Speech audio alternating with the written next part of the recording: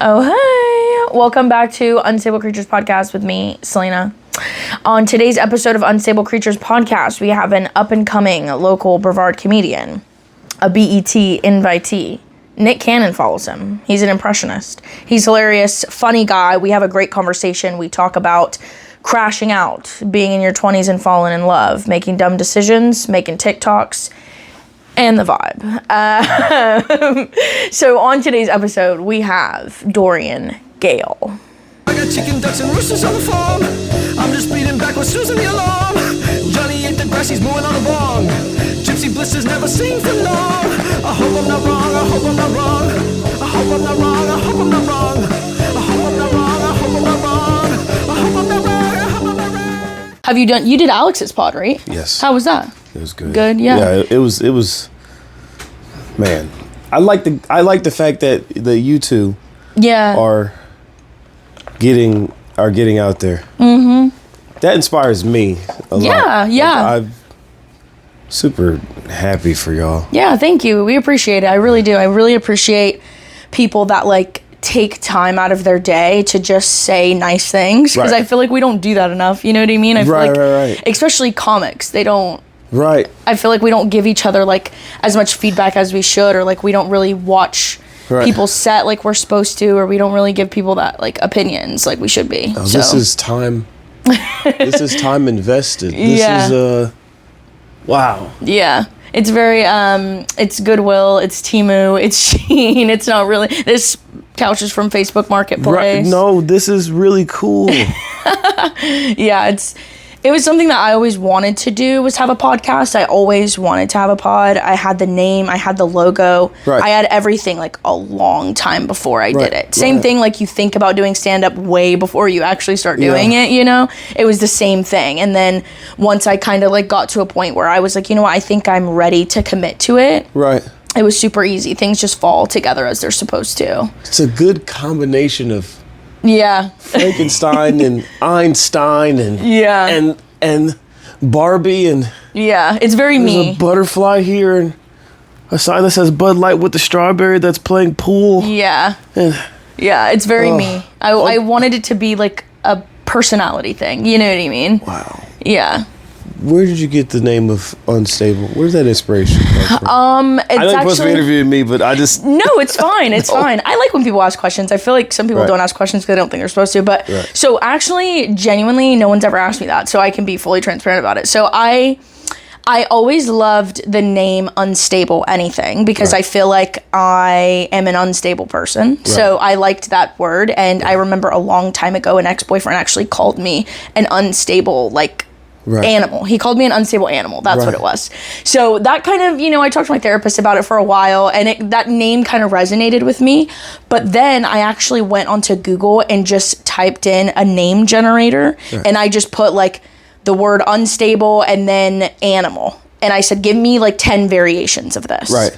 And Unstable Creatures was one of them. So I was like, you know what? I love that. That's and it just, as soon as I read it, I was like, that's it, is Unstable Creatures. That's very crazy. And it's kind of crazy because it's kind of funny. I don't know if anybody knows this, but for a while I was Googling Unstable Creatures Podcast, right? I'm Googling it, making sure that there's not any competitors or anything that I'm competing with. Right.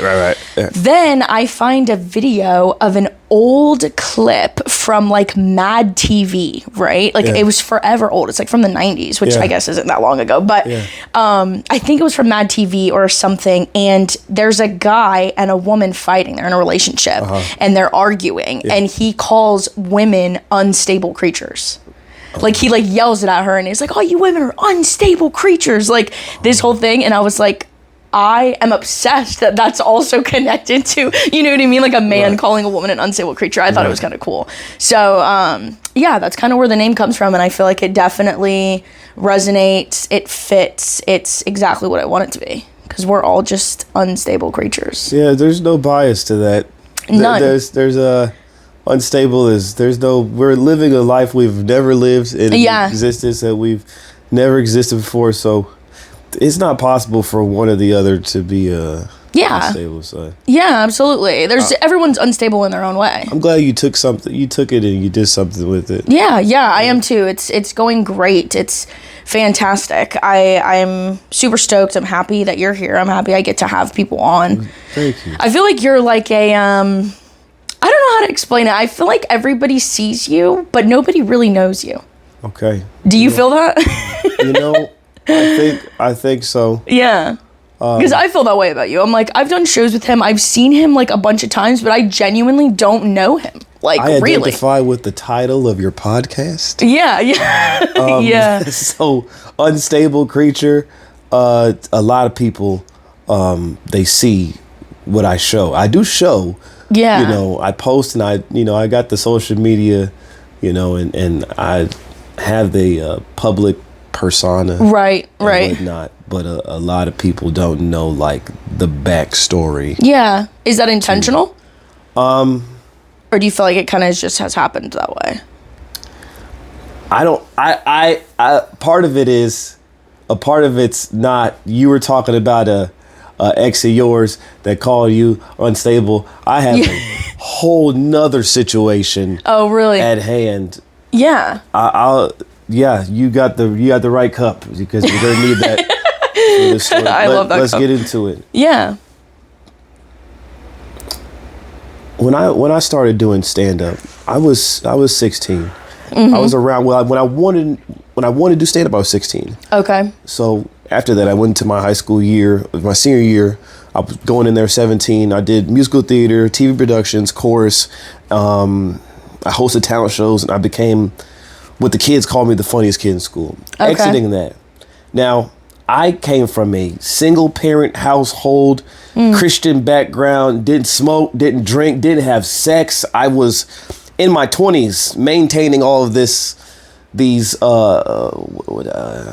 like religious things, kind of. These types of, for me, I felt like, okay, that's cool, but I don't know anything about life. Right. Yeah. When I started doing stand up, my mentors would tell me, dude, you need to get your heart broken or get married, get divorced, or like do something. You need something to write about here. You can't relate to nobody. Yeah. That was a big problem of mine. It's interesting you say that because I feel like a lot of people don't acknowledge that. I feel like a lot of people try to pretend like they can relate to people instead of sit down and say, you know what, I am like kind of lame. I don't have anything to relate to. You know what I mean? So I think that's sick that you took time to like realize that, and you're admitting it. It is a process. I had to at times, and I'm not saying, I'm not like telling kids to go make bad decisions. Right. The comedy for me comes from the learning of the decisions more than me. Our generation calls it crashing out. Yeah. God, do I know something about that? No, listen. We call it crashing out. Yeah. And I really crashed. I crashed out. Really? When I was 22, because a lot of this stuff happened in my 22. My next special that I'm going to put out, whether it be on YouTube or whatever platform it goes on, it's going to be about the summary of my 20s. I'm 28 now. Okay. So this next one, the first one is like, hey, y'all, I'm funny. I do voices and characters and I tell jokes. Yeah. This one now, it's like, I don't know what just happened the last 10 years of my life. Yeah, absolutely. So, 22, I am like this. I did my best to be what I thought was a good young man, but I was a sheltered young man, and it reflected in my comedy. And sometimes I'm like, I'm approaching my 30s, and sometimes I'm like, if I could go back, I could, but now I'm like, no, I don't think I want to. Yeah. 22, I was a young Christian virgin, non-drinking, non-smoked. I mean, an unsufferable human being to be around. But here's the thing. I had all that, and I was still an unstable creature. Yeah. The title of I was still unstable. a lot of people know that when I started, like some of the comedians that we're our comedians, they know that about me. They've been able to watch me become who I am. 22, I thought I knew everything. I thought everything about the world. I think we all go through that. At that age, I thought I knew everything too. I definitely went through the same things a little bit younger though, because I really crashed out whenever I was like 18, 19, 20, 21. And then once I started to approach 22, 23 is when I really started to morph into who I am now, which is still not who I'm going to be, but it's a hell of a lot closer than I was whenever I was 18. That's so good. And we're so young though. So it's like, we don't even know, like, we don't know anything, you know what I mean? Because you're 28, I'm 26. I just turned 26 in September, and I think that... Happy belated. Yeah, birthday. I think I know it's been a couple months. Thank you. Happy belated It's all right. I would rather not be 26, but it is what it is. It's, I think that people have a hard time understanding, like... I think whenever we bring, like, religion into it, right? People get weird about comedy. Yeah, do you feel that way? Like... No. You know? I don't now. Yeah. I'm okay with different perspectives and lifestyles and opinions. Because I feel like whenever I first met you, you were very like clean comedy, and now you've taken a little bit of a turn there, which is interesting. I think that's cool. I am living in the moment that I am in. Yeah, well, that's great. When I said, when I started doing comedy, I was clean because that's who I was. Right. Yeah. Absolutely. I am different now. I might say a colorful word. Yeah. You know what I'm saying? I might react in certain ways. I don't think I'm too far gone from where I was. I think I've learned from what I've done. Right. I don't know. Sometimes I think, was it the image I was trying to maintain? I always think that to myself. Yeah, I think we definitely all go through that. It's crazy because I was just watching Cat Williams and Theo Von's pod. Oh man, I saw yesterday. The thumb yesterday. I watched it yesterday, and I'm a huge Cat Williams fan. I'm a huge Theo Von fan. I'm not even gonna say I'm like the biggest. I'm way more of a fan of who Cat Williams is than his comedy. Yeah. He's a phenomenal comedian. Don't get me wrong. Yeah. I think he's fantastic. Yeah. He's the GOAT. But I enjoy his personality more because they were talking about something that I actually was watching a different podcast weeks ago that people were talking about that I found very interesting. Right. He was saying that at the end of the day, my goal was never about the jokes. My goal was to leave people knowing who I am. Right. Instead of, he's like, I don't care if people don't remember my jokes. They're not going to remember what you say. They're not going to remember an exact joke. Maybe one if it was like super relatable to them. But he was like, I want people to leave my shows and I want people to leave my presence knowing who I am. Not what I'm saying. That's dope. So it changed my perspective about comedy because I think we do put on a front. A lot of comedians do that. Yeah. You see their comedy, but then you learn that they grew up in like a rich neighborhood and like they're pretending to be like, you know what I mean? So I think it's really cool to see people that are similar to you that are very like, this is who I am, this is my comedy, funny or not, this is where I'm at in life. And I think that is that takes more talent than jokes, if that makes sense. Yeah, no, I know. Some people may not resonate. I don't resonate with that. I don't resonate with people that were single parent household, didn't drink, didn't smoke, didn't do drugs. I don't relate to that at all. You know what I mean? Like, I couldn't be farther from that life. But for someone to be able to get up there and do it anyway, even though people may not resonate, even if people do, you're still going to be you. And so I think that's something people should, grant as success because it's difficult to do that. And I did it whenever I first started comedy. I definitely put on a front. It was all about like, I was really interested in shock value. Right. Yeah. Right. I was interested in what's going to shock people. Right. But it's not how I really feel. And I still do that sometimes now. And I'm really trying to get away from it. Because I'll just say something. Like, I did it on Kill Tony. I said stuff that, like, I did not fucking vote for Trump, okay? Like, and I think we should all know that. Right? But I did it because it's shock value. Right. And some people think it's okay. Some people may have a different opinion. I think it's about what you feel at the moment and who you are at the moment. So that's interesting. Did you start comedy here? I was in Brevard County. Okay. And cool. To go back to what you said, objective and subjective truths are allowed in comedy. And there are comedians that, like I said, their whole act is somebody else. And when they get off stage, they're not that person. Yeah, absolutely. Absolutely. If you go up there, you say something, one of the objectives is to make people laugh. That's perfectly fine. Some people stay in that. You said Cat Williams was talking about him being himself and people knowing who he is. Some people stay in the, I'm just here to make people laugh. I'm not here to tell like right. So that's perfectly fine. And it works for some people. It absolutely. Does. It absolutely does. Yeah. It depends on where your skill set is at. Yeah. Some people are just phenomenal joke writers that don't have to be super personal or dark or deep or any of those things. They're great joke writers. People have a good time and they go about their life. But I want people to remember me. Right. So I want to be able to accomplish both. I want to be able to tell true stories about my life while also allowing people to have the best night they've ever had. You know what I mean? So it's interesting to see. But you did really good on Kill Tony too. Thank you. And shared. It was fun. It was a crazy experience. I definitely didn't do as good as I would want to, but I think anybody would feel that way. You did well.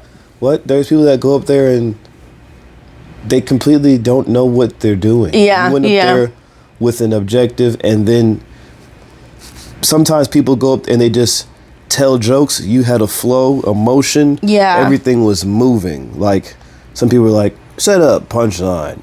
Okay, that doesn't make sense. You had a storyline. It had emotion. It was a direction in what you were saying. Yeah. That's what I like the most about comedy. Yeah.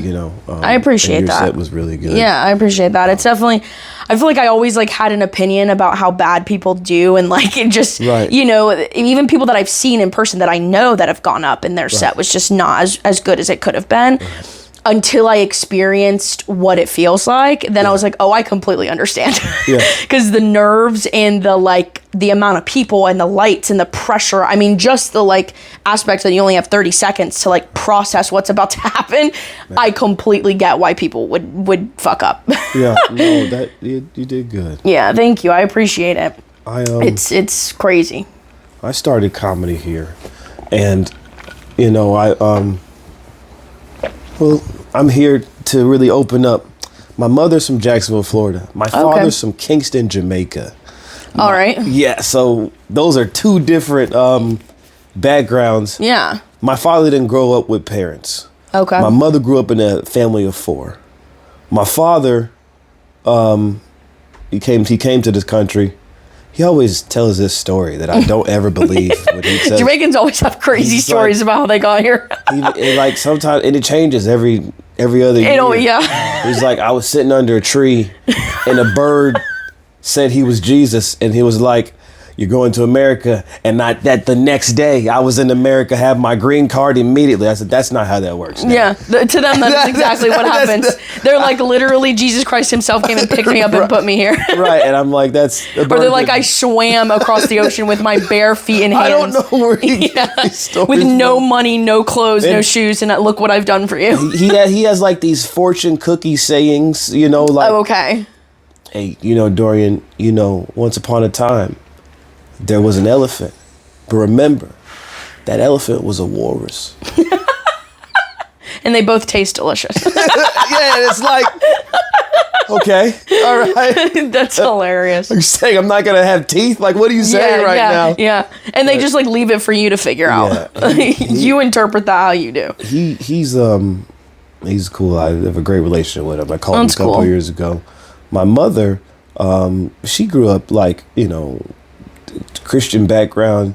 My mother, what people don't know is my mother is retired now, but she was a juvenile probation officer. Oh boy, so she's familiar with my kind. Yeah, no. It's but then from grades kindergarten to 5th grade, I was in charter school, but then I got to middle school and high school, and I'm like, hey, Mom, come get your clients, because they're right next to me in class. Yeah. And you were a snitch. You were a snitch. You were just funneling them to your mom.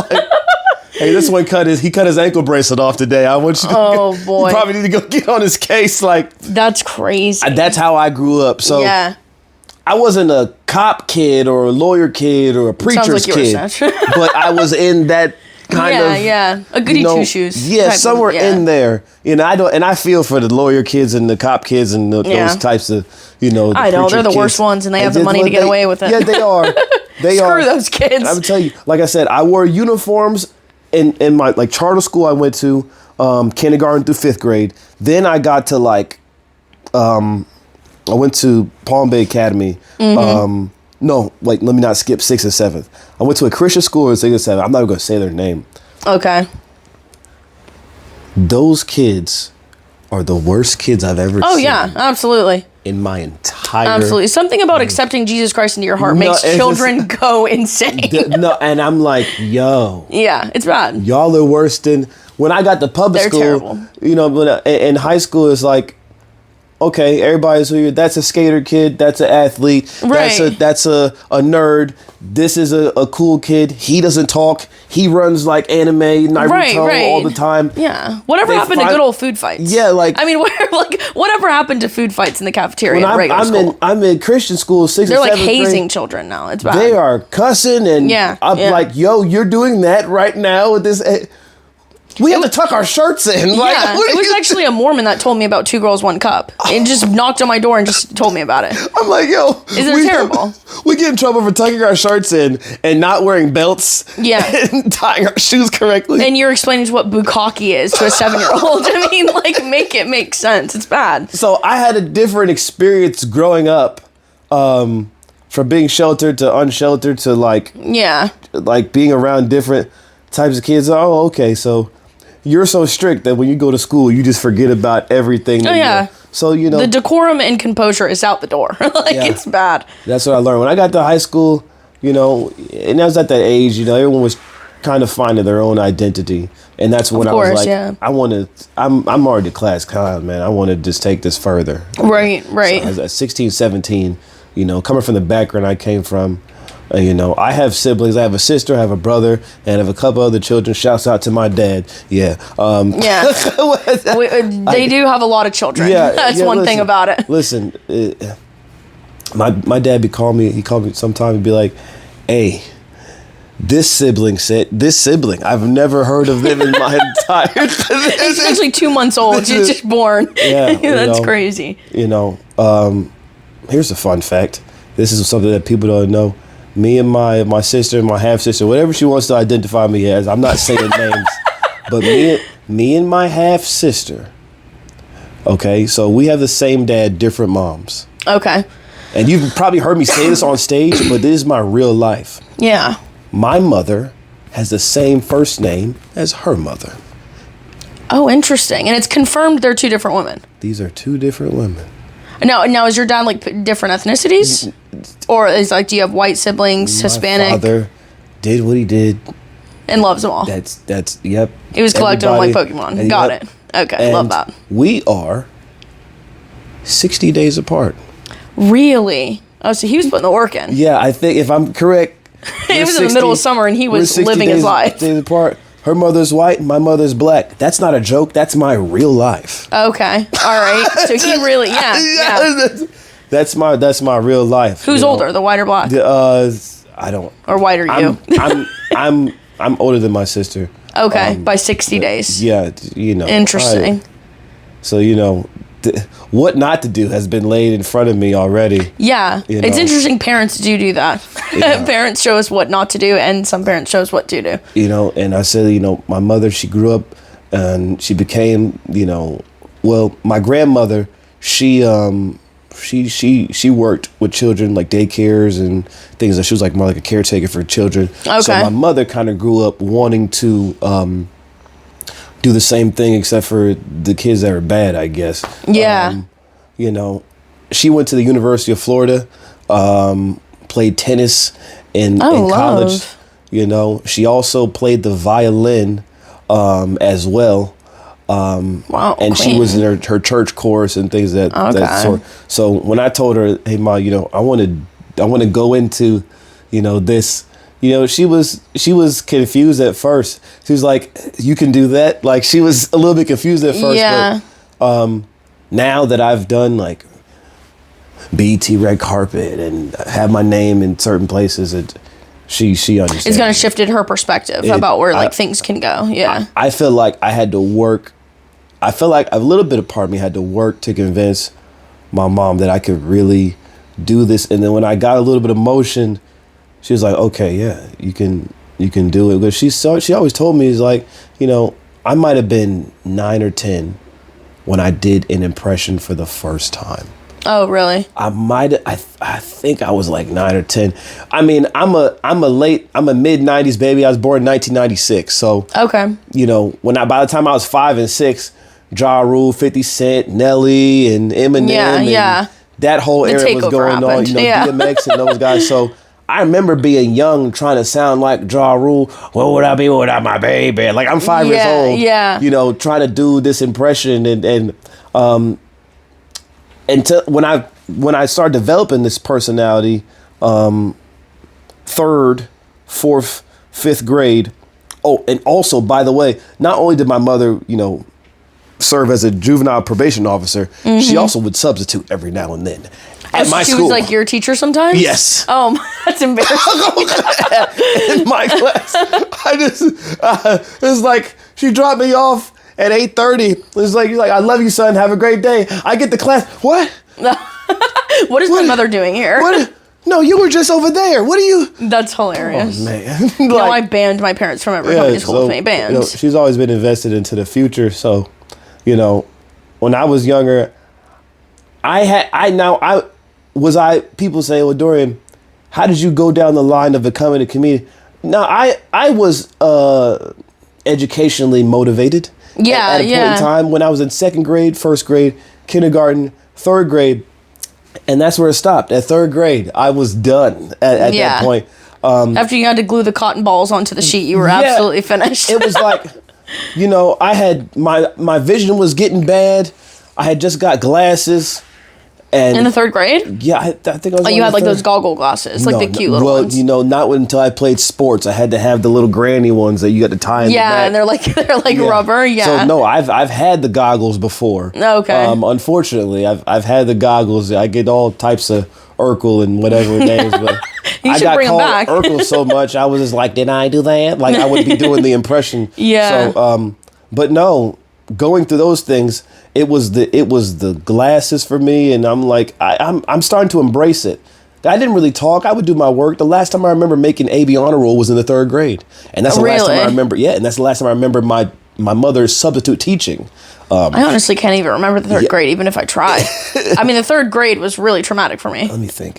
I didn't make the pizza party one week, and I was like, this is it for me. See, these kids don't know. Like, they got tablets and stuff like that. Oh, gosh. I remember you had to do, like, the times table, and so the teacher would put a timer, and the first, 20 people got to the pizza party. They get to work on tablets. That was terrifying. Yeah. These kids work on tablets. Yeah, terrifying. I remember we had to earn our way for our teacher to push a TV that was on a stand with the VCR and the DVD player. We had to earn that. The projector that the teacher would put that clear paper on and write, and it would be projecting on the wall and grainy. You could barely see.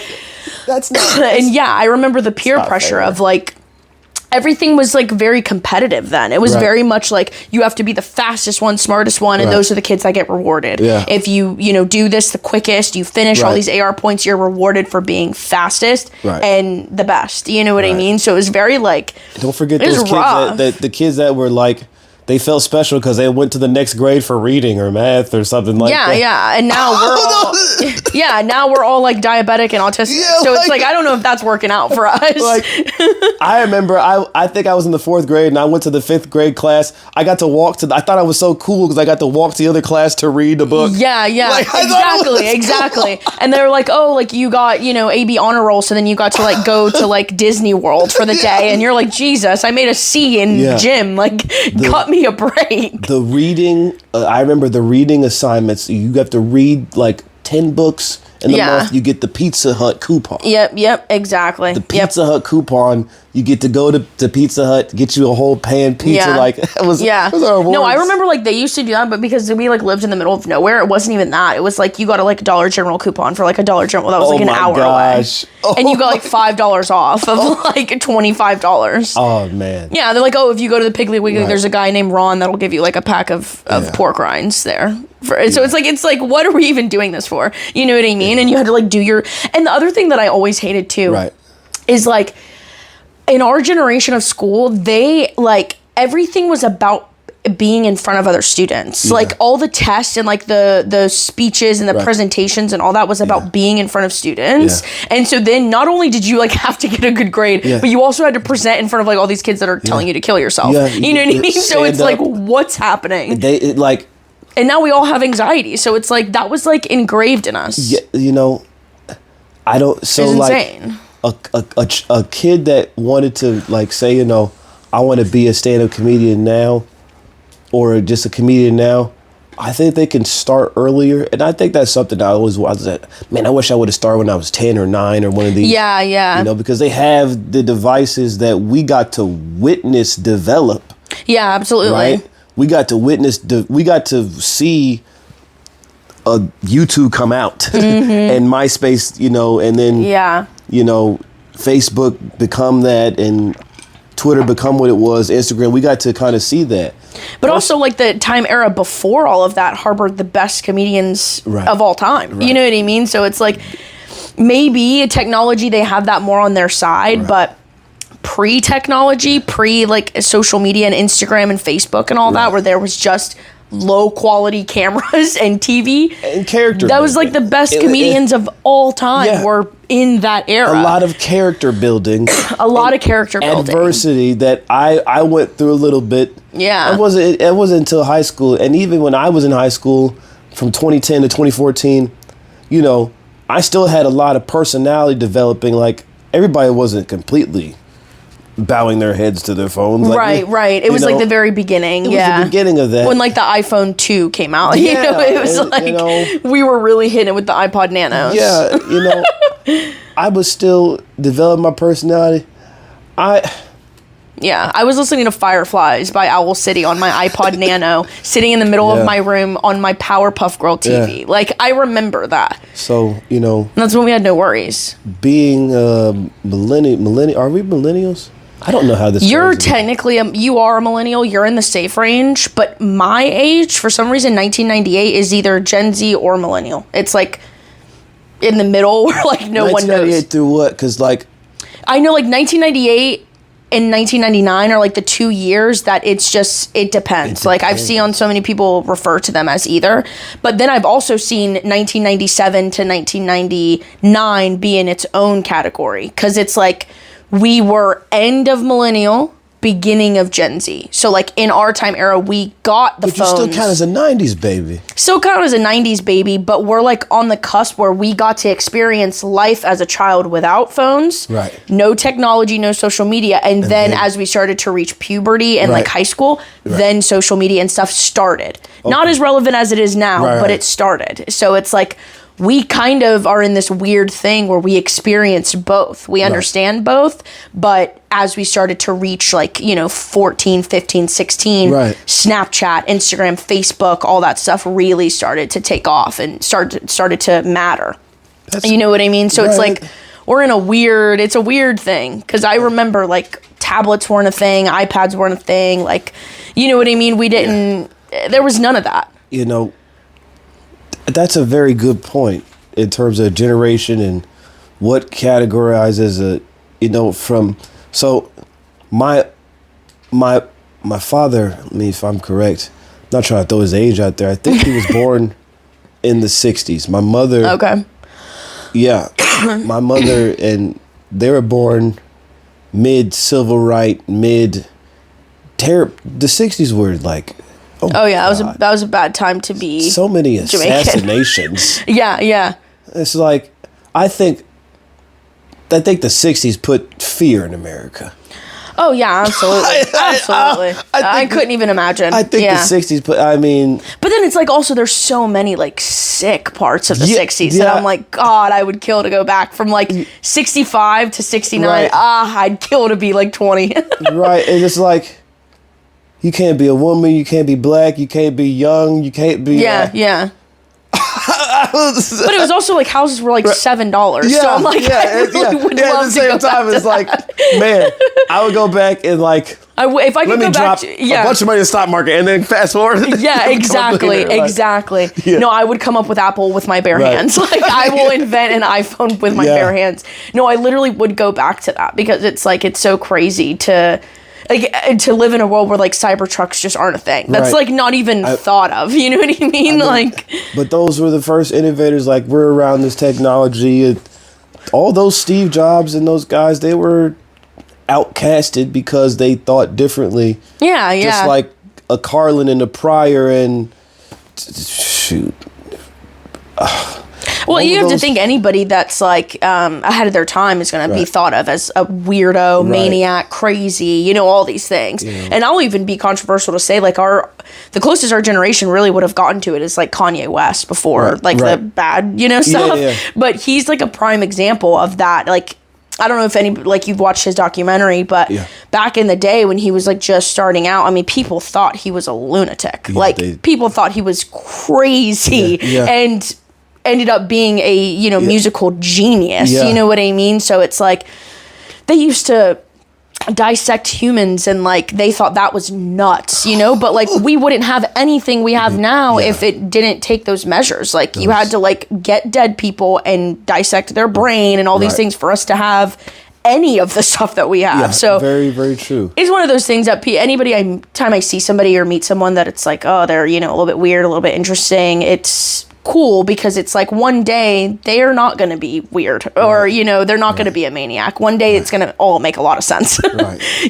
The way I grew up, I don't think I could have been born in this day and time. Oh, yeah. Yeah. If I was a newborn in 2025, I'd be pissed. I'm concerned for the future, like the future kids and their personality development, because it's like I've been in like a Chick-fil-A or McDonald's or somewhere, and I've seen a parent throw a phone in a kid's face. Yeah. It is the worst thing ever. It happens a lot. Yeah, absolutely. That's why like they even have a name, like iPad kids. Right. I mean, it's like it's a whole name because it's like, so like tablet toddlers or whatever. It's so prominment. But then it's like I'm around children that don't have tablets, and I'm like, yeah, God, please give them a Kindle or something. Like, I can't deal with this. Yeah. You know what I mean? So it's balance. Like, I get it, but I mean, it's definitely, we're going to end up screwed. I had a PlayStation 1 when I was 6 years old, and I was not allowed to play more than 30 minutes. Yeah, exactly. It was so funny you say that, because me and my sisters were just talking about the other day, whenever we first got a Wii. Yeah. Like when the Wii like came out, right? Like me and my sisters didn't get it till way later, because my parents didn't have that kind of money. But when the Wii came out, took over the world, this Wii, because it was like all we had was, maybe Nintendo or, old games. And then a Wii was like this new version. It's crazy. Yeah. There's Wii Sports. Your boxing, golf, all this crazy shit. And we were like, dude, you remember how like excited we were about getting that Wii, and like it was so innocent and pure, and like playing Just Dance in the living room, to German songs that we don't even know what the lyrics are these days. And I remember getting a Nintendo DS and like playing Zelda and playing all these games, and like it was so not what it is now. It was so innocent, it was so pure, it was what video games were meant to do for children. I think we had an enjoyment. Yeah, it was entertainment. And like, I had the Michael Jackson experience on the Nintendo Wii. Yeah, exactly. And it was a family thing. I remember Rock Band, Guitar Hero crazy. Was an interactive experience. Yes. I'm playing with my dad. I'm playing with my mom. I'm like It was an interactive experience that the whole family. Yeah, I would make my parents sit down and like watch me perform. Now everybody's got their own device, but the interaction was because we were all interacting through this device. But it was still interaction there, and we had to enjoy it. Was like before like chat rooms and like any of that stuff. None of that existed. It was just entertainment and fun, like what it was meant to be. I miss those types of things. Now it's like, dude, there's like sexual predators on everything, and it's like, I mean, what do you mean they're on Minecraft luring children on Minecraft? What are we doing? What kind of weirdo do you have to be? Is like, I'm a predator, but I'm gonna like get them through Fortnite. Like, you know what I mean? Like, you're psycho. I couldn't be a black kid. I couldn't be a black kid in this generation and then just go on Call of Duty Live and be no, I'm gonna be fine. Yeah, no, absolutely not. That's so true. Yeah. I'm sorry to say this, but like, you can't be homosexual and go anywhere on any of these things. No, you can't. You cannot. You can't. Especially a black homosexual. You're screwed. So many internet trolls, man. Yeah. The way that like Trump's in office, and I'm like, dude, I'm gonna start saying I'm Puerto Rican at this point or something. I don't know, man. Like, I'm gonna have to start saying I'm Egyptian or something. I don't know. No, man. Because I'm like, don't have much longer in this country. It's been nice with you guys, but I understand. I'm not gonna be here for much longer. No, I get it. You know, it's nuts. It's very crazy the way that the world works, and like, it's wild to see how much time and effort our older generations put in to get so far. Yeah. To watch it all just go backwards. Yeah. You know what I mean? It's crazy.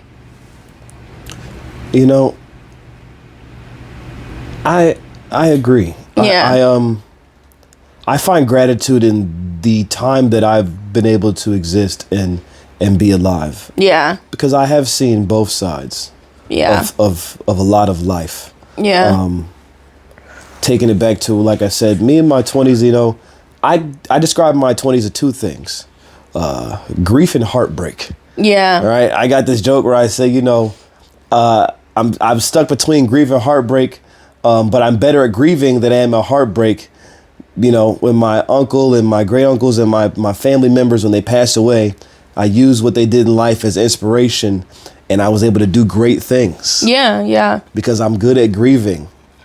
But when my ex-girlfriend broke my heart, I wanted her to die so I could grieve because I'm really good at grieving. Yeah. I mean, it's true, though. That's a terrible perspective. Yeah. But that's how I felt in the moments, and a lot of what we call crashing out. I didn't crash out completely hard, but I did. It was. Yeah. You know, I'm gonna tell you, 22. I was that guy, the non-whatever clean guy as much as I could. Yeah. I started courting a young lady. Her family was like, "You're gonna be the guy to marry my daughter," and I did not understand. Yeah, you're 22. I didn't understand. And you're courting as in like you guys like aren't being intimate. You guys are just like dating, getting to know each other kind of vibe. Oh, okay, got it. Well, all right. I can say that because I've already communicated the truth, and you know because now in my comedy I became so personable, I leave personal names out of it. Yeah, yeah. And also me being where I'm from and everybody knowing me in the area, I also leave personal names out of it. Yeah, 100%. But these are part of these experiences I lived through too. So I have the right to share my perspective of the experience. Yeah, of course. Not me. I say names. I don't give a shit. One thing about it. If someone has a bone to pick or I told a lie, then you can confront me. If I tell a lie, confront me. Yeah, that's how I think. I tell you, I started courting a young lady. Now I got a good friend of mine, and I didn't know this, but he knew her, and not in the romantic way. Yeah. But they went to school together, the same high school I went to, just a couple of years younger. Mm-hmm. I didn't know that they knew each other. I had another friend who was his friend. It was kind of like, these like my homies. Like I'm taking them to auditions and I'm trying to, you know, put them on my team, and I'm taking them to do stand up and things of that sort. Oh yeah, we're going to get into it this podcast. I'm feeling it. I can tell you some truth here. And these are my guys, right? These are my guys, right? Now, what I didn't know is that she considered them to be her brothers. but there was no dots connected. Okay. All right. I see. Right? That's the worst. When you don't know. She told me she had a lot of male friends. I didn't know that they were my friends. Oh, okay. I see. To put it in simple terms, I know they're my friends. You know, she went through this terrible disease, beat the disease, and they were like brothers and there for her during those times. Oh yeah, we're gonna. I'm sitting on the right couch. This is let's see.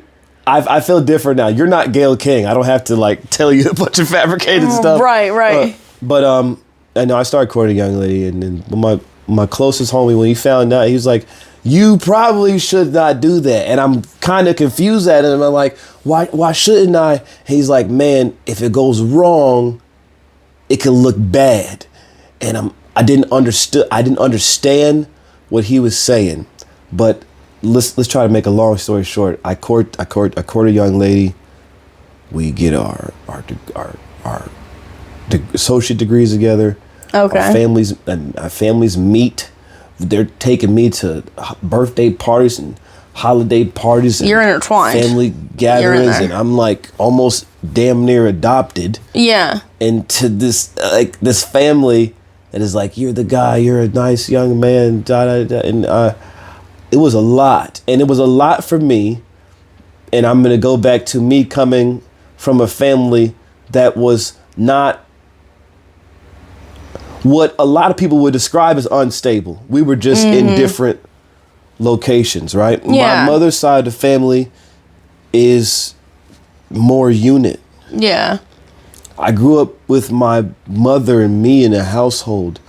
There are things that I didn't understand, of not even understanding, to court a young lady who comes from her mother and her father, same household. She tells wonderful stories about her mother, and her mother, she's only been with her father her entire life. Got you.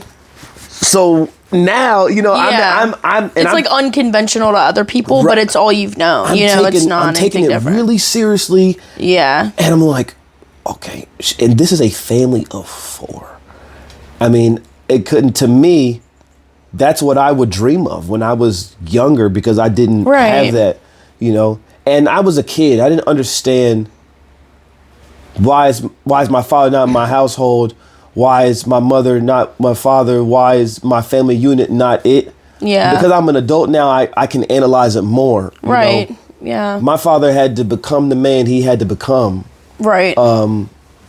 You know, and my mother did the best she could with what she had. Sometimes working a second job. Now, I was just talking to someone about that too. Like, you think your parents, you put them on a pedestal, but they're just doing the best that they can. But my parents weren't messy. They weren't bad at all. Yeah. We just were in different environments, and I think for me, I didn't understand that. Right. I didn't understand that. There's some things I had to figure out. Some things I went to my parents for. Some things I went to my mentors for. Right. So me, and I'm still becoming the man I want to be, right? I had to learn in different ways. Yeah. You know? So I'm courting this young lady, and I'm like, man, I'm trying to figure out. She's like, what's your plan? And I'm, yeah. And, you know, the dad is like, you know, spend some time with me. And the mom is like, so, you know, what do you like? What do you believe in? What do you like to do in 10 years? Where you want to be? And I'm thinking, you know, hey, you know, I want to do stand-up. And it's like, now I'm at a point where I can't really tell them I want to be a stand-up comedian, because that doesn't exist to them. Yeah. You know, it sounds like a just a dumb answer to them. Yeah. But that was I be honest, because I'm on the couch right now and I'm feeling it. That was that relationship to me. It started to, the end of it helped me grow into. I used it to help me grow into who I was. I had this saying the other day, and I was talking to myself. Sometimes I talk to myself out loud. It's like a maintenance check. I think I've seen you do that, actually. Listen. Some of the comments are like, what is he doing? Yeah, I'm like, honestly, I don't know. Sometimes I talk to myself out loud because most of my life I've been physically by myself. Yeah. I'm an only child. You're very much like that. You're alone, like a lone wolf. Lone wolf. That's like the personality description of it. Yeah. You know, and I was talking to myself and I said, man, when we broke up, I crashed out. But if I would have stayed with her, I would have killed myself. Yeah. Because I wouldn't have been in my purpose yet. When I was there, like, you know, from 2018 to mid 2020, I didn't have none of that BET, TikTok, Instagram, commercial appearances. None of that. I didn't have none of that. Yeah, you didn't get to like watch people talk about what you're going through. Yeah, I was trying to fit this. I was trying to fit this image that I was like, okay, cool. Well, I'm gonna, you know, because when I was younger, I was like, I just want to grow up and be a good man. If I'm just a good man, I'm gonna be okay. Not knowing that a lot of men have to go through adversity and overcome challenges and build character and make bad decisions to learn and have wisdom. And go to therapy. And go to therapy, which I have been to and I'm going to go to again. I was there last year and the year before. Yeah. And I plan on going again. And it's important. Have to get around an older man who has a family and children and a healthy, stable relationship, whether it be with God or himself or the earth or whoever, whatever he's done in his life, he has got himself to this point where he is a stable leader of his family, the woman that he's with and the children that he has. Yeah. And whatever that may be, as me, I think I was still searching for that. Yeah, of course. I had to take from here and here and there. And you're 22 and you're just trying to navigate life and like what you want and not having a dad in your home and just it being you and your mom and like trying to navigate all that. And like I said, I have a great relationship with my father. Yeah. It has never been off the wall. My relationship with my mother has never been off the wall. You know, we've had our times here and there. Of course. But environment matters. Yeah. And I like... You know, people be like, oh, Dorian, you shouldn't say no. We have to talk about these types of things. Yes, we do. We Stability and environment matters. We got to talk about these types of things. Yeah. You know, so this was my first experience being like, okay, this is how families operate. Because like I said, some of my family is like 1, 2, 3, 4 in the house and they flow together. Yeah. I've got other family members, they do their own thing in a different way. Yeah. You know, and then it's just like I got to make calls every day. And at that point, when I was, you know, with this courting this family, pretty much, I'm like, man, I got to make calls every day, but y'all are in the same house and y'all eat dinner at the same table. Yeah. You were longing for that close knit type of feeling. Not that you didn't have a relationship or you didn't talk to them. You were longing for that close knit operation of a family. I was, and you're gonna hear a lot about this in my next hour that I'm writing on, because now I know, you know, at 28, I'm like, okay, yeah, I'm like this because of this. I'm still me. I have the power to change it, and you know, and sometimes as men, you know, we might end up having, we might have a history or a past. Yeah. But we gotta figure out how to come together as the male species and figure this out. Yeah, absolutely. It's interesting you're saying this and we're like talking about it naturally, because I feel like this has been like such a prevalent conversation I've had over the last week. The last episode I had, Talia, she's a comic from Australia, right? And she's going to school for psychotherapy, and in Australia it's different. It's not like therapy here. It's not doctors and medicine and you're diagnosed this. There's no diagnosis involved, no medication involved. It's just therapy for dealing with what cards you are dealt to live the life that you have. Sit on the couch and yeah, exactly. And she's like, we put emotions in chairs. We talk to our anger and our grief and our parents, you know, ideas, not in a physical way. It's not about, oh, you have ADHD and you have avoidant disorder because of this, and this. It's none of that. It's just men, women dealing with problems and things that come up on our daily life and we don't know why. And it doesn't need a reason. It's just, this is how I am on a day-to-day. This is how I handle things. How can I be a better human being? And I was just telling Alex Barbosa about, he's one of my favorite comedians. I don't really talk about him that much because I keep it for myself. But he's one of my favorite comedians. He goes down in like top 10 best comedians of all time to me. And his name's Daniel Sloss. And he has a special or a show on Netflix. It's not really a special. He doesn't call it a special, but it's on Netflix and it's called Jigsaw, right? So he talks about relationships and he's such a crazy comedian. He's insane. It makes no sense how he's this perfect at comedy, but he makes you feel like you're watching a TED Talk about someone talking about the most deepest, intense, real, raw things that make you cry. And then bam, he's funny. Deep, emotion, intense, bam, he's funny. Like it takes you on this like crazy roller coaster of emotions, but it leaves you feeling so like, dude, he knows what he's talking about. Anyways, I won't be that passionate about it, but no, that's cool. That episode you should watch, because if it for me at a younger age, I first watched it whenever I was like 22, 23 is when I think I watched it, and it changed everything about the way that I view relationships. And it's comedy. It's not a therapist. It's not, he is a comedian. Like, and he's so, I mean, he just talks about how like our generation is so obsessed with the next chapter of their life that they're willing to spend it with the wrong person. Oh man. And he talks about how he was in a relationship for like 7-8 years. And he's like, am I willing to make the decision to admit that I've wasted the last 7 years of my life? Or waste the rest of it. And he talks about how our generation is just so obsessed with finding a relationship and not being alone that they're willing to compromise and sacrifice who they are.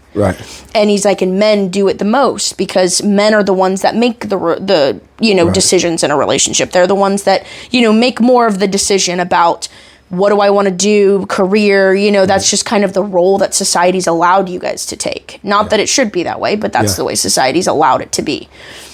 And it's deep. It's very deep. And it just reminds me of what you're talking about, what you were going through at the time. Thank you for recommending that to me. Absolutely.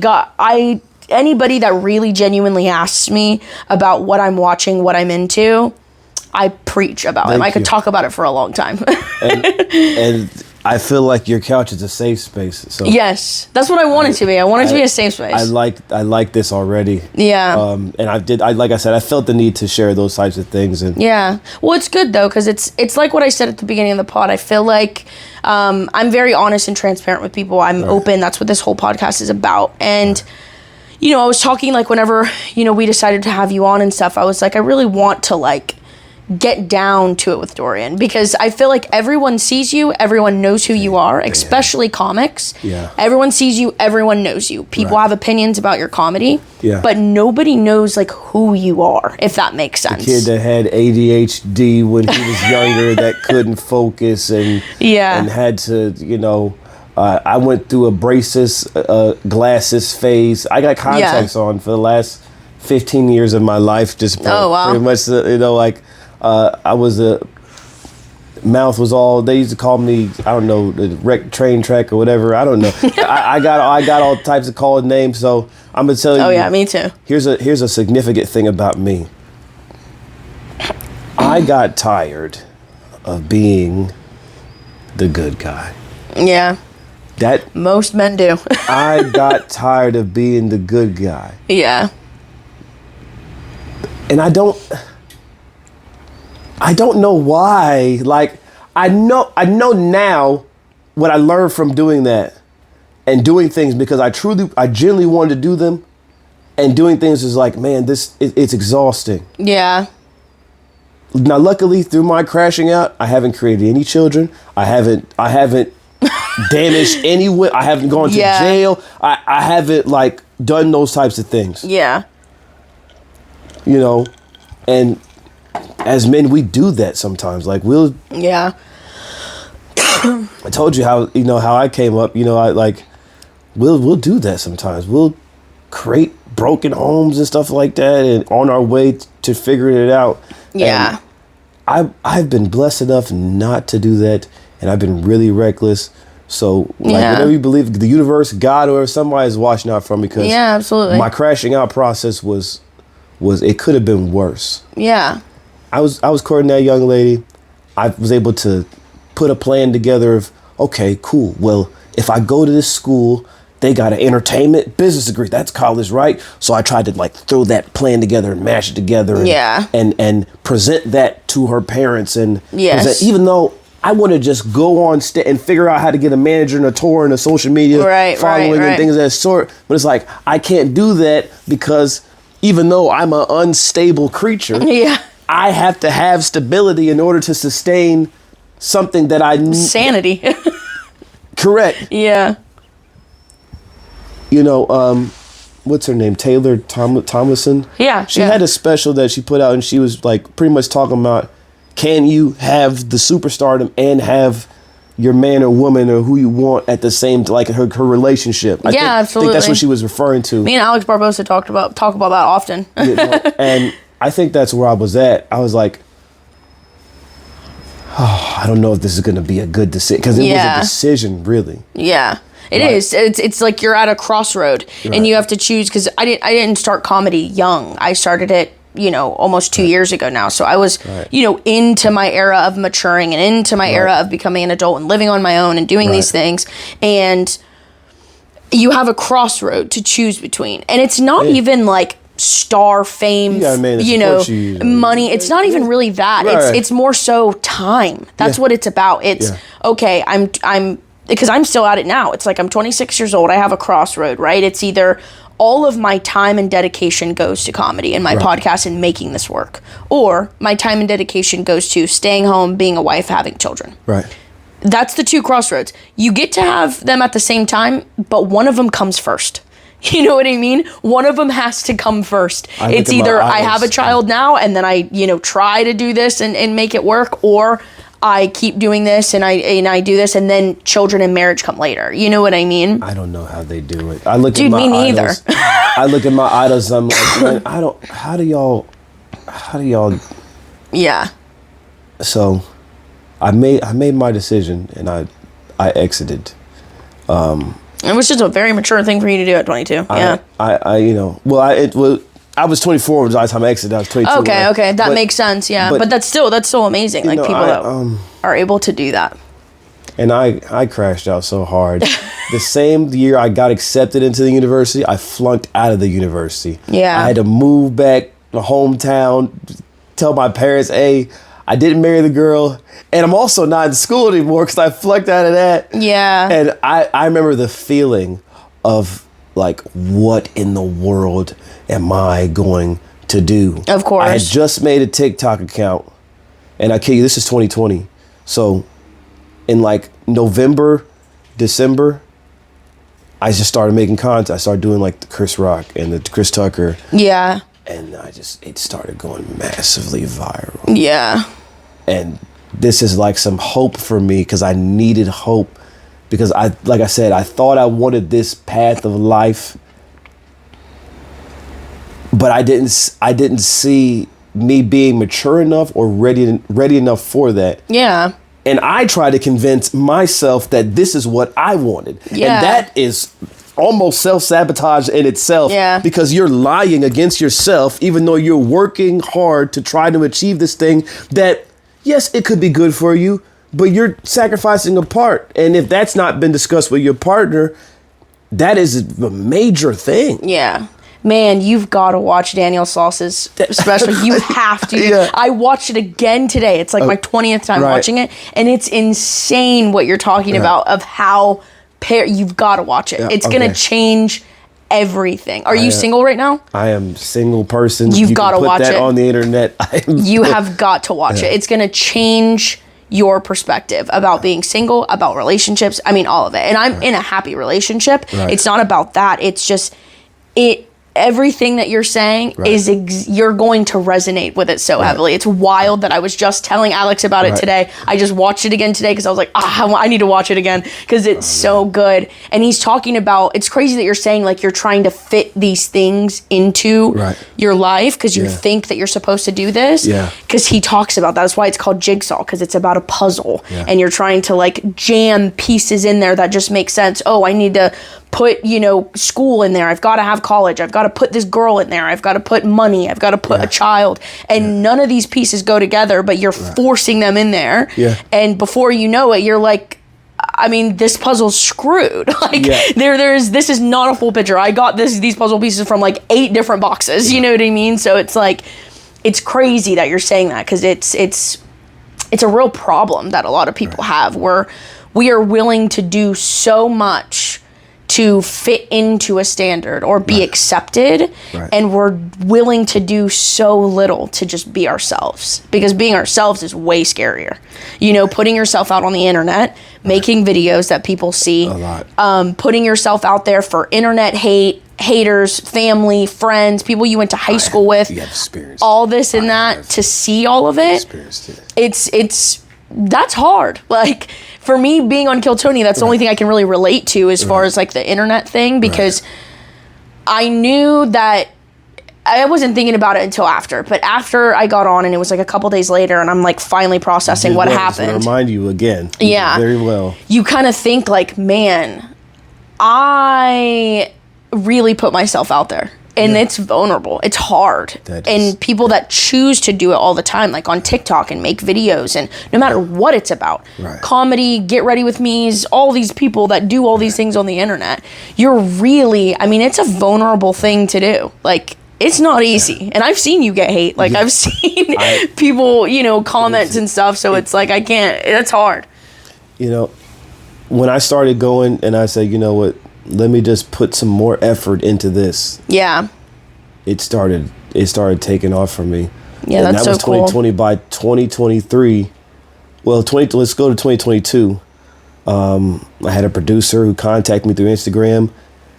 We talked, we exchanged numbers. He called me within 2 weeks and said, hey man, can you be an extra on this Burger King BT advertisement? That's hilarious. That's cool. And that premiered on May 25th. 2022, I'll never forget it. Now, I got back home from Atlanta, Georgia, because it was filmed in Atlanta, Georgia. Okay. And he called me before the night of the commercials going to air. He said, hey, Dorian, I know you're going to be fine because you have a great attitude, but your face is not going to be on the TV. The back of you is, but your face is not.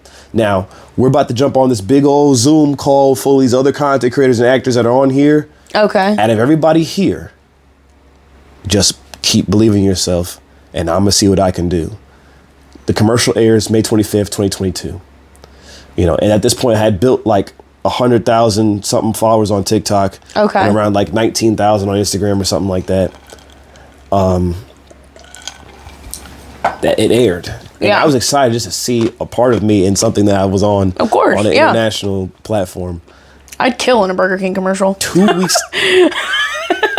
I'd absolutely kill. I believe it. Honestly, McDonald's, if you're watching, I'm in. When you bring the chicken Big Mac around, please put me on that commercial because one thing about it, I will advocate. Right. No, that's I believe it. I believe, like I said, you got up and you had the courage to go out there on the Kill Tony, and not only go out there but get selected and stay with it. Yeah, of course, it takes a lot. I kid you. To do any of it. The good attitude and positivity, it took me far because in two weeks after that May 25th commercial aired, I'm at work.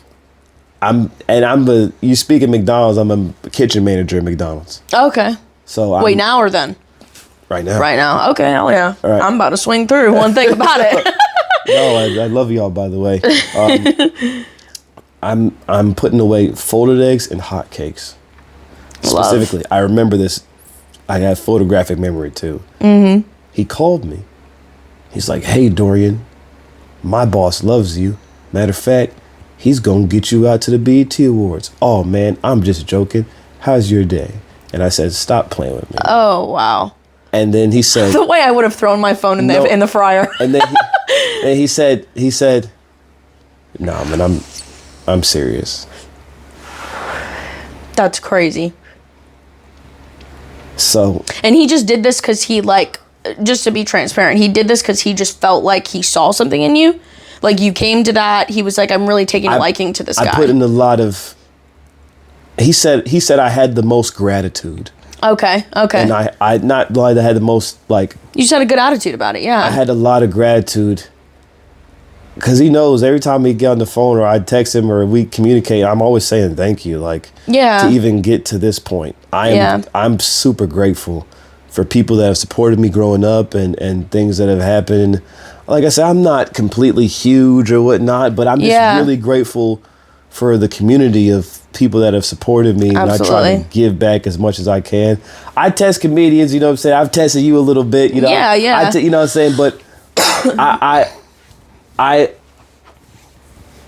didn't completely crash. There's a little bit good in me left. Yeah, of course. There's a little bit good in me left. So, you know. You're finding your way. I'm guessing he's never confirmed this story with me. I'm guessing he went back to his boss and he reached out. And shouts out to the honorable television legend, president of media sales, Mr. Lewis Carr, of BET Media Sales, Mr. Lewis Carr. Thank you, sir. I got to thank him. But from June 22nd to June 27th, I was in Los Angeles, California. Nothing paid for. Wow. Flight. Yeah. I got to LAX. They picked me up like they do any celebrity. Black SUV. Dude came, picked up my bag, put it in the truck. That's crazy. He's like, hello, sir. My name is, what is his name? His name starts with a G. It's in my phone. I have not deleted that. He says, this is my name and this is your, would you like water, tea, coffee, juice? I'm sorry. Yeah. He said, good evening, Mr. Gayle. We're going to be arriving at the JW Marriott's where we stayed at. So the JW Marriott's a hotel in front of the AKA Staples Center, now known as the Crypto Arena. When I got into the lobby, you know, they dropped me off. I just felt I didn't open my door or nothing. He opened my door, got my stuff, said, have a great stay, sir. I'm like, wow. This is wild. I walk into the lobby and there's my buddy Wade the Empire. He's the guy that does those work content. He's always in the suit. He does work content. If you look him up, you know who he is. He's in the lobby, producers in the lobby. Shouts out to Chris, by the way. I'll say your name. Because they're public figures. So But I'm in the lobby and I say, hey y'all, this is fantastic. I almost cried walking in here. Yeah. Because at this point I don't, you know, and he was like, man, this is where all the guests are staying. And I was like, guest? Oh yeah, all the famous people are gonna stay. They stay here. I'm like, hey, come on, man, stop playing me. So, and this was all because did you audition for this Burger King commercial? I did not audition. So they just reached out to you because of social media. It was a social media. Me putting myself out there. Yeah, because a lot of people like. Man, the influencer thing is so crazy because it really is like a gateway into being a celebrity that didn't exist before. It was either like you put in the 10, 15 years of grind time to get there, or now this TikTok and Instagram and all these things are taking over. And a lot of people like have asked, you know, or like talk about you and the social media presence and like, oh, well, how did he, you know, how does that even happen? And I'm like, listen, some people just do something at the right time. And, you know, and I'm not like, I don't ever mean things in a bad way. It's not about whether someone's not funny or is funny or doing the right thing or whatever. Sometimes genuinely people do the right thing at the exact right time and things just happen. The backstory too, like I came and I shared what I went through previously before that. So there's a backstory of that. I lost everything that I thought that I wanted. Right. In exchange for something that I really wanted. Yeah. So there's not only the timing, but a lot of people don't know the backstory behind it. And now they do, like about depression and pain, right? And just anger and sadness and confusion I was coming out of. Yeah. This was some. That's where the greatest things come from. Is you know, I always like to use the analogy, and it's so stupid, but it makes sense in my head. Right. Have you ever seen the movie Inside Out? I think with all like the emotions. Don't fault me for this. I've heard of it. I have not. Well, I'll give you a quick plot line. Right. I'm very passionate about this movie. It's a kids movie, so it's not like I was gonna spoil it. It's not a kids movie though. It's such an adult movie in a kid way. You know what? I believe that because I know like they do such a beautiful job. But I brought it up. Is that the one that talks about the emotions and your Yes, it's like all the emotions have a character, right? Yeah, that's an everybody movie, right? Yeah, it's an everybody movie. But the reason why I brought it up is because it reminds me. Like I always bring myself back to the analogy of this is that all these emotions exist: anger, fear, disgust, happiness, sadness. Right. Basic emotions, right? And she's a child going through all these basic emotions. Yeah. And then the second one is about her getting older and new emotions are introduced. But the first one, all these emotions, and sadness is looked at as this annoying, ruins everything, terrible, just ruins the vibe, ruins everything most of the movie, right? She's just lock her in a room, we hate sadness, right? And everything's about happiness. Right. But then, as the movie progresses, the whole point of the film is for you to learn that sadness is actually the most important emotion. Right. She's the necessity is sadness. And it reminds me, and it's such a deep analogy from a like very kiddie movie, but it really is so true that sadness, grief, pain, depression, all those things are a complete necessity. Those are acknowledgements for all the other things. Yeah, those are acknowledging. Because you can't appreciate anything without sadness. Yeah. You don't understand happiness, love, success, joy, gratitude, any of those things. You don't know what any of that is unless you've experienced pain, sadness, grief, loss, depression, all those things. Yeah. So it's interesting, but that's how I always relate it to in my head is like sadness is the most important emotion. So anytime I'm feeling down, depressed, sad, upset, something didn't go my way, I had a bad set, I bombed, I'm struggling in this area, I'm dealing with anxiety, whatever, I always just tell myself these emotions are necessary. Because in 10 years, I'm gonna know why this is all happening. You know what I mean? So it kind of reminds me of like your story of like why you went through all of that and why all that happened. So what's happening right now is gonna take off. It's. And I feel like people have such a. I don't know. People have such a weird perception about you. People have a very weird, and this podcast is about honesty and transparency. And they don't know that. Yeah. The shelter guy that just wanted to be seen as a normal guy was. Like I had to go extra hard on the crashing out to be looked at as a normal person so I wouldn't receive special treatment that I usually receive for not having any life experience. Yeah, it was a complicated thing. Yeah. See, me now, I'm like, okay, I'm an adult, I make decisions. Yeah. But I'm also like, okay, I'm a product of the decisions I make and what I choose. But I look at it now as like, okay, if I would have known why I was doing what I was doing, maybe I wouldn't have done it. Right. I just wanted to do it because I wanted to be accepted. It's like the kid that the classic movie of the kid's a nerd, then he becomes cool. Then he goes back and looks like I don't want to be cool anymore. This isn't what I thought it was. This is not what I thought it was. Like love don't cost a thing. Shouts out to Nick Cannon. Love don't cost a thing, and he becomes that guy, and he's like.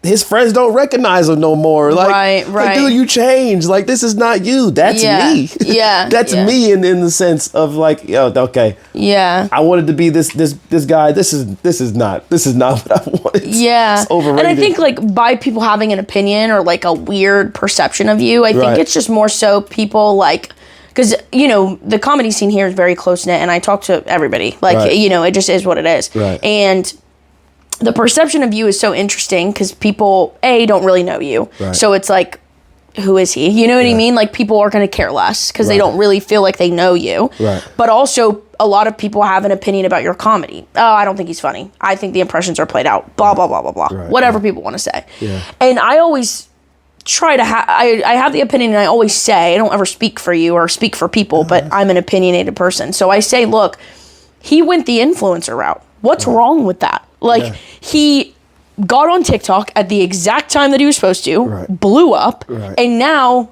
all the opportunities flow because he has a following. Yeah. And people think like, oh, well, that doesn't mean he's a comedian. Sure. But guess what? Whether it means he's a comedian or not, but guess what? Right. He still got the followers, babe. You know what I mean? Because guess what? I don't have 100K. Yeah. I'm not getting invited to BET Awards. I'm not getting on a Burger King commercial because I don't have the following. So people take their, have their own opinions, and, here's what I'll say. I'm going to say thank you because you just acknowledged something. When I started doing like the impressions and things of that sort, I didn't do them until my 6th year of stand-up. Yeah. Because when I was in my first year, I was like, man, I know I have a gift. You just don't know what it is yet. I have a skill set. Yeah. But if I go in with the skill set, I will box myself in and I will become this one-trick pony in the perception of other people. Right. Because I didn't really know myself at 18. Yeah. I didn't want to do that. So I was like, I can't, it's like I can't be 18 doing stand-up and want to do it for the rest of my life and I not know who I am and they also don't know who I am. Correct. I couldn't have those two types of things. Like I'm trying to figure myself out. Of course. Now they think they know who I am based off of what I did one type of skill or talent. Like I'm sure when Jamie Foxx first came out, man, they're like, if he was singing first, it was like, oh, he's just a singer. Yeah. But they know he can play the piano and act and do stand-up and produce music, and he has a Grammy and an Oscar now. Like, they didn't know. He's an actor, he's a singer, he's a dancer, he's a comedian. They didn't know he's gorgeous. He's killing. They didn't know that. And I'm just like, because of a Jamie Foxx, a Jay Farrell, those guys that really stepped outside the box are like, man, I don't care. That little weird part of me. You can be all these things, yeah. That little weird part of me is still with me, even though I'm this person. That's where I was like, okay. Absolutely. I'll go in and I'll do it. And like I said, every now and then, I don't do them. Because I'm like, okay, well, if y'all want to see me not do it, I can switch it up. I can go both ways. And, for all the people who's like, I'm an influencer. I am. But I started doing stand-up in 2014, and I'm doing it to today. So that is almost 11 years of doing stand-up. Yeah, exactly. And you can be both things at once. Like I said, I think that's really what the perception is that, I think, and I'm trying to figure out how to say it. I think that I love those people too. Yeah, of course. And it's necessary. Yeah. You need hate to get love. You know what I mean? So I think to just be like honest, I think that when I first started comedy and I first saw you and I first was watching people see you, I think a lot of people just wrote you off. Because the comedy that you were talking about, it wasn't relatable to me or to them. So they're like, oh, he sucks. He's not funny. Right. You know what I mean? Like, that's just what people said. And so you're never going to be appreciated where you're at. You know what I mean? Yeah. You're from here. People aren't going to care. You know what I mean? That's just how it is. Yeah. And so I think for a while, people were just like, oh, like, he's not good. He sucks, this and that, and whatever. And then as time went on and, like, all these things started happening for you and the TikToks and just everything, people are like, okay, well, maybe he's not bad. You know what I mean? And then you've also gotten better. Your comedy's gotten a lot better since I first saw you. Thank you. So has mine. That's what we want for people. We want people to get better. Correct. You know what I mean? So I think that once people started to see you and realize, oh, he's actually gotten a lot funnier. Yeah. And now you have the following. You've got the specials. You've got the videos. You've got all these things that you've done and you're getting better. It's scary. I told Barbosa the same thing. I've told her the same thing. I'm stacking up and maybe I'll get in that big line out there in Austin, Texas. And you should. You definitely should. Tony a cliff a shot. Maybe one of these days. I've always thought about it. Yeah. I've always like, you know what? You definitely should. Pushing it, Absolutely. That and I did an open call AGT audition in Orlando, Florida. Oh, okay. It was you're in a room with some producers and things of that sort. We audition, but I got to see like people in their own elements and gifts and whatnot. And, people are asking me, well, Dorian, why are you going to do this?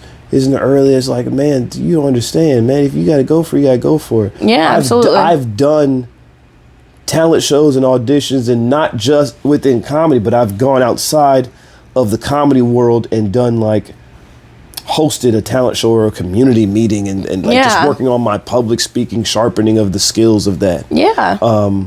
That's other things that people don't know about me is like, oh, you've never hosted this before? Well, I'll host that. I'll do it. The Twitch. Yeah, I'll give Twitch a shot. Mm-hmm. Like, what do I not know about what I could do if I've never done it? So that's how I view it. Yeah. You know what I'm saying? I do view it like that. It's like, okay, yeah. I never tried that on a TikTok or Instagram or Twitter X or Threads. I've never tried streaming or putting out a comedy special or doing an hour or publishing a joke, putting it on a streaming platform, which I've done now. Yeah. Like I have some stuff on Apple Music. You can look me up on Apple Music, and that's my work. Because I thought to myself, well, this is our craft. And if musicians and singers and things that sort of like, man, I don't have a record deal, but then I see people on YouTube making their own record, their own album, their own streaming, and absolutely able to market that with their own website. And I'm like, well, that's a good business move.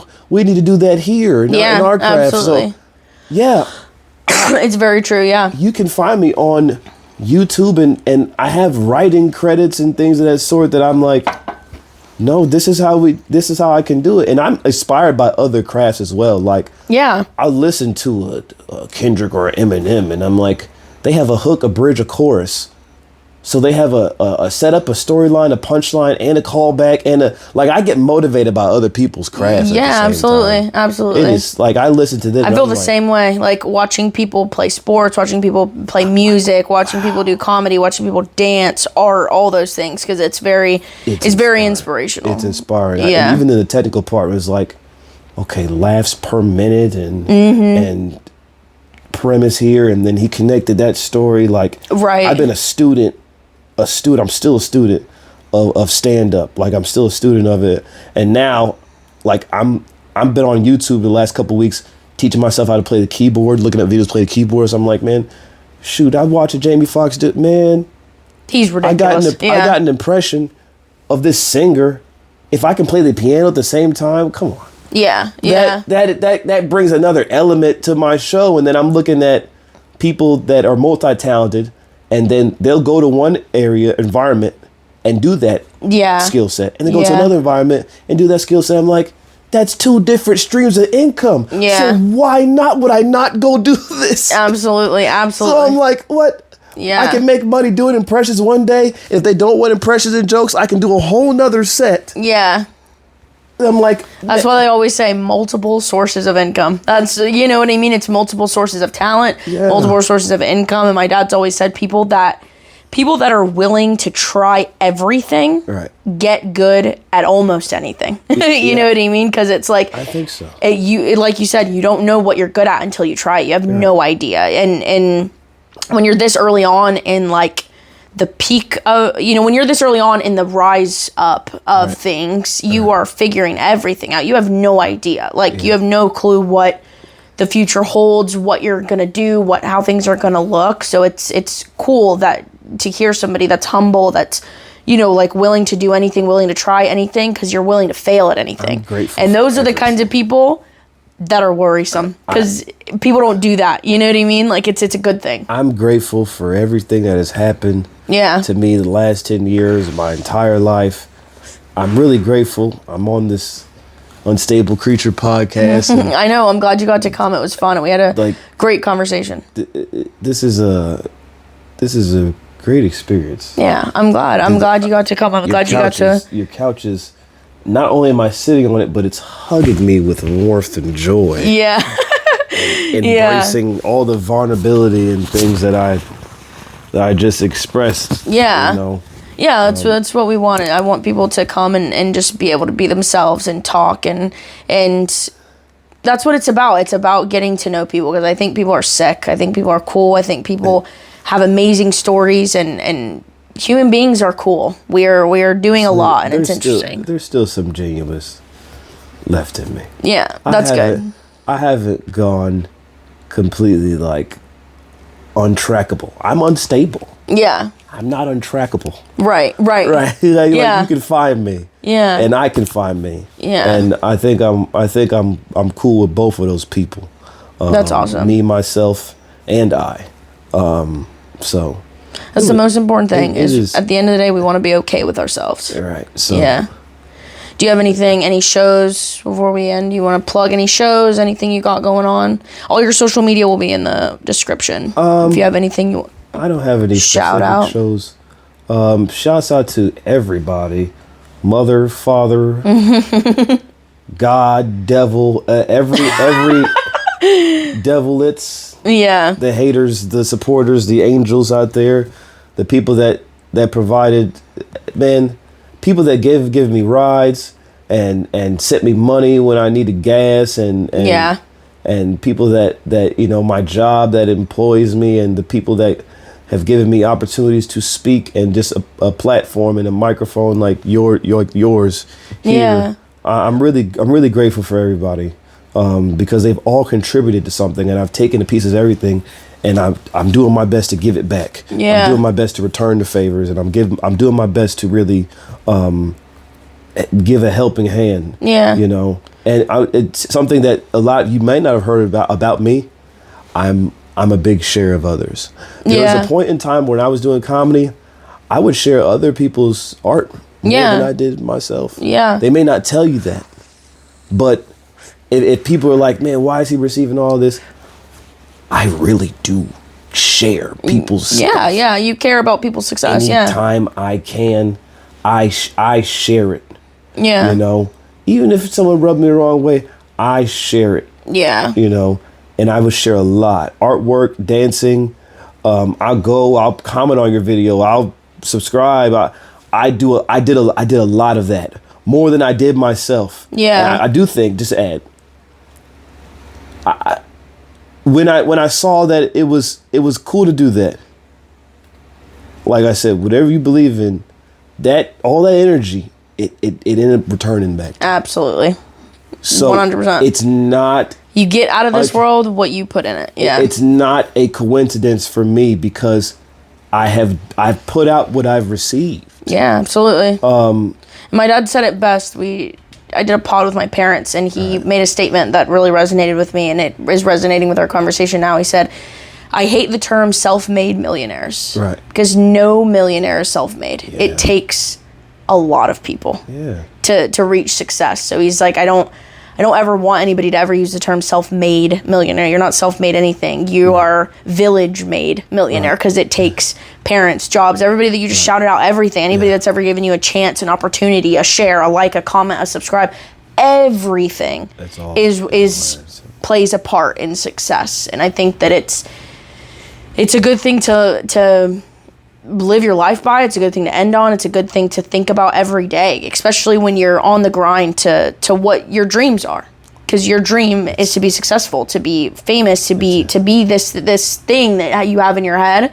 And it's really cool, and it's really humbling, and it's really awesome to see that people do think like that, you know? Podcasts like yours help me work on myself. That's good. That's what we want. So I do want to say thank you. Because I'm going to continue to do the self work. Like I said, I'm by myself right now. Yeah.